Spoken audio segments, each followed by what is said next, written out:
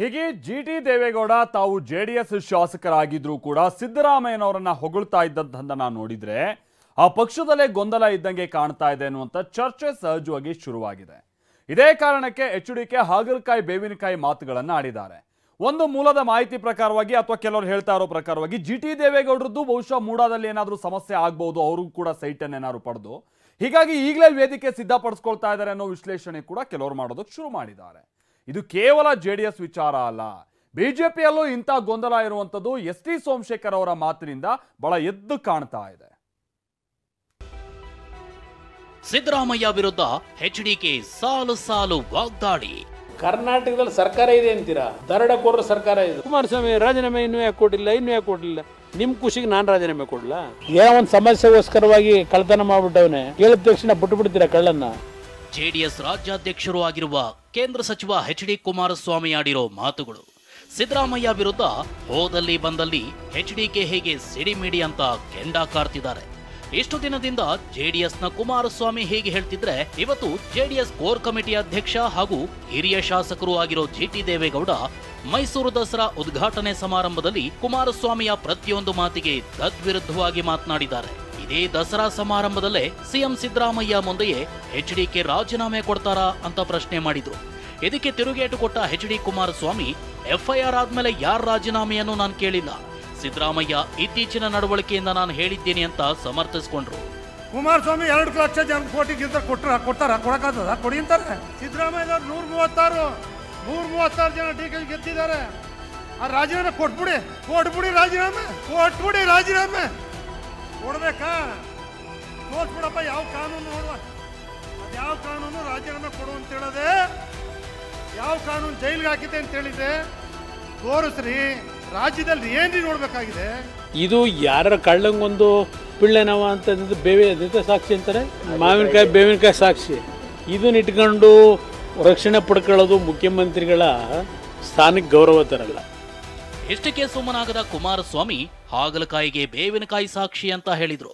ಈ ಬಗ್ಗೆ TV9 ನಲ್ಲಿ ಪ್ರತಿಕ್ರಿಯೆ ನೀಡಿದ ಜಿಟಿಡಿ, ಕುಮಾರಸ್ವಾಮಿಗೆ ನನ್ನ ಅರ್ಥ ಮಾಡಿಕೊಳ್ಳಲು ಆಗಿಲ್ಲ ಅಂತ ಟಕ್ಕರ್ ಕೊಟ್ರು. ಇದು ಯಾರ ಕಳ್ಳಂಗೊಂದು ಪಿಳ್ಳೆನವ ಅಂತ ಬೇವೆ ಸಾಕ್ಷಿ ಅಂತಾರೆ. ಮಾವಿನಕಾಯಿ ಬೇವಿನಕಾಯಿ ಸಾಕ್ಷಿ. ಇದನ್ನ ಇಟ್ಕೊಂಡು ರಕ್ಷಣೆ ಪಡ್ಕೊಳ್ಳೋದು ಮುಖ್ಯಮಂತ್ರಿಗಳ ಸ್ಥಾನಕ್ಕೆ ಗೌರವ ತರಲ್ಲ. ತಪ್ಪೇನಿದೆ? ತೊಂದರೆ ಇಲ್ಲ, ಕೊಡ್ಲಿ ಬನ್ನಿ. ಅವ್ರು ತೊಂದರೆಗೆ ಸಿಗಾಕಬಾರದು ಅಂತ ಹೇಳಿರ್ಬೇಕು. ನಾನು FIR ಆಧಾರೆಲ್ಲ ರಾಜೀನಾಮೆ ಕೊಡಬೇಕು ಅಂತ ಕೇಳಲ್ಲ. ನಾನು ಸಿದ್ದರಾಮಯ್ಯವ್ರಿಗೆ ಏನು ಹೇಳಿದ್ದೀನಿ? ನಾನು ರಾಜೀನಾಮೆ ಕೊಡಿ ಅಂತ ನಾನು ಸಿದ್ದರಾಮಯ್ಯವ್ರು ಕೇಳಲ್ಲ ಅಂತ ಹೇಳಿದ್ದೆ. ಎಷ್ಟು ಸಲ ಹೇಳಿದೆ? ಈಗ ಅವ್ರು ನಡ್ಕೋತಾರೆ ಈ ರೀತಿಗೆ ನಾವು ಡಿಮ್ಯಾಂಡ್ ಮಾಡಿದ್ದೀವಿ. ಹಾಗಲಕಾಯಿ ಕೈ ಬೇವಿನಕಾಯಿ ಬೇಕಾಯಿ. ಬಟ್ ನನಗೆ ಅದು ಅರ್ಥ ಆಗಲಿಲ್ಲ. ಕುಮಾರಸ್ವಾಮಿ ಅವ್ರಿಗೆ ಜಿಟಿ ದೇವೇಗೌಡನ ಅರ್ಥ ಮಾಡ್ಕೊಳ್ಳೋಕೆ ಸಾಧ್ಯವೇ ಇಲ್ಲ. 18 ವರ್ಷ ಸಿದ್ದರಾಮಯ್ಯನಿಗೊಂದು ಲೆಟರ್ ಕೊಟ್ಟಿಲ್ಲ. ಮುಖ್ಯಮಂತ್ರಿಯಾಗಿ ಅವ್ರ ಹತ್ರ ಒಂದೇ ಒಂದು ವೈಯಕ್ತಿಕ ಹೋಗಿಲ್ಲ. ಯಾರೋ 3 ತಾವು ಇರ್ತಾರೆ, ಅವ್ರು ಮಾತ್ರ ಇವ್ರಿಗೆ ಶಿಷ್ಯರಾಗ್ತಾರೆ. ಈಗಲೂ ಹಿಂಗೆ ಹೇಳ್ತೀನಿ, ನನ್ನನ್ನು ಅವ್ರು ಇನ್ನೊಬ್ಬರಿಗೆ ಹೋಲಿಕೆ ಮಾಡೋಕ್ಕೆ ಸಾಧ್ಯ ಇಲ್ಲ. ಸಿಎಂ ರಾಜೀನಾಮೆ ವಿಚಾರವಾಗಿ ಬಿಜೆಪಿಯಲ್ಲೂ ಭಿನ್ನರಾಗ. ಜೆಡಿಎಸ್ ಅಷ್ಟೇ ಅಲ್ಲ, ಸಿಎಂ ರಾಜೀನಾಮೆ ವಿಚಾರವಾಗಿ ಬಿಜೆಪಿಯಲ್ಲೂ ಭಿನ್ನರಾಗ ಕೇಳಿ ಬಂದಿದೆ. ಸಿಎಂ ಸಿದ್ದರಾಮಯ್ಯ ರಾಜೀನಾಮೆಗೆ ಬಿಜೆಪಿ ರಾಜ್ಯಾಧ್ಯಕ್ಷ BY ವಿಜಯೇಂದ್ರ ಪಟ್ಟು ಹಿಡಿದಿದ್ರೆ, ರಾಜೀನಾಮೆ ಕೊಡೋವರೆಗೂ ಹೋರಾಟ ಅಂತ ವಿಪಕ್ಷ ನಾಯಕ ಆರ್ ಅಶೋಕ್ ಹೇಳಿದ್ದಾರೆ. ಆದರೆ ಬಿಜೆಪಿ ಶಾಸಕ ಎಸ್.ಟಿ. ಸೋಮಶೇಖರ್ ರಾಜೀನಾಮೆ ಬೇಡ, ಸಿಎಂ ರಾಜೀನಾಮೆ ಯಾಕೆ ಕೊಡಬೇಕು ಅಂತ ಸಿದ್ದರಾಮಯ್ಯ ಪರವೇ ಬ್ಯಾಟಿಂಗ್ ಮಾಡ್ತಿದ್ದಾರೆ.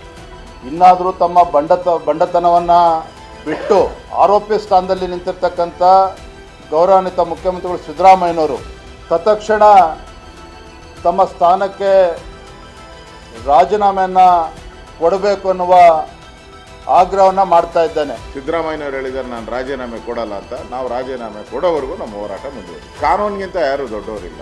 ಬರೀ ಸಿದ್ದರಾಮಯ್ಯ ರಾಜೀನಾಮೆ ಅಷ್ಟೇ. ಸಿದ್ದರಾಮಯ್ಯ ರಾಜೀನಾಮೆ ಕೊಟ್ಟರು ಕೂಡ ಏನು ಬಿಜೆಪಿಯವರು ಮುಖ್ಯಮಂತ್ರಿಗಳಾಗ್ತಾರ? ಎಸ್.ಟಿ. ಸೋಮಶೇಖರ್ ಇದೇ ಮೊದಲ ಬಾರಿಯಲ್ಲ. ಕಳೆದ 17 ತಿಂಗಳಿಂದ ಬಿಜೆಪಿ ವಿರುದ್ಧ ಕಾಂಗ್ರೆಸ್ ನಾಯಕರ ಪರ, ಸಿಎಂ ಪರ ಮಾತನಾಡ್ತಿದ್ದಾರೆ. ಡಿ.ಕೆ. ಶಿವಕುಮಾರ್ರನ್ನು ಹೊಗಳಿದ್ರು. ಕಾಂಗ್ರೆಸ್ ನಾಯಕರ ಸಭೆಯಲ್ಲೂ ಭಾಗಿಯಾಗಿದ್ರು. ಮುನಿರತ್ನ ವಿರುದ್ಧದ ಕಾಂಗ್ರೆಸ್ ಪ್ರೊಟೆಸ್ಟ್ ನಲ್ಲೂ ಸೋಮಶೇಖರ್ ಭಾಗವಹಿಸಿದ್ರು. ಸದ್ಯ ಸಿದ್ದರಾಮಯ್ಯ ರಾಜೀನಾಮೆ ಕೇಳ್ತಿರೋ ನಾಯಕರು ತಮ್ಮ ಪಕ್ಷದಲ್ಲೇ ತಮ್ಮ ನಿಲುವಿನ ವಿರುದ್ಧ ಮಾತನಾಡ್ತಿರೋ ನಾಯಕರ ವಿರುದ್ಧ ಇದುವರೆಗೂ ಒಂದೇ ಒಂದು ಕ್ರಮ ತೆಗೆದುಕೊಂಡಿಲ್ಲ. ಇದನ್ನೇ ಕೈ ನಾಯಕರು ಅಸ್ತ್ರ ಮಾಡಿಕೊಂಡು ವಿಪಕ್ಷ ನಾಯಕರನ್ನ ಕುಗ್ಗಿಸೋ ತಂತ್ರ ಮಾಡ್ತಿದ್ದಾರೆ. Bureau report, TV9.